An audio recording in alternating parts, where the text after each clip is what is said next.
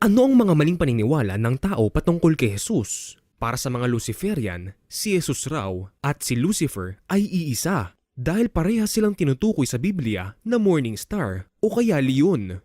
Para naman sa Church of Almighty God o Eastern Lightning, si Jesus raw ay nagbalik na bilang ang kanilang leader sa China. Para naman sa mga skeptics, si Jesus raw ay inimbento lamang ng simbahang Katoliko noong 325 AD, kaya hindi raw siya totoong nag-exist at kinopya lamang daw ang kanyang karakter sa mga paganong Diyos-Diyosan gaya ni Zeus, Horus at iba pa. Kung ang Panginoong Jesus ay hindi talaga nag-exist at inimbento lamang, bakit grabe ang effort ng kaaway para palabasing hindi siya totoo? At kung hindi siya totoo, ay bakit lagi nila siyang nilalapastangan? O kaya ay ginagamit ang kanyang pangalan sa walang kabuluhan? At kung ang Panginoong Jesus din mismo, si Lucifer, sino ang tumukso sa Panginoon ng 3 beses? Sarili din niya?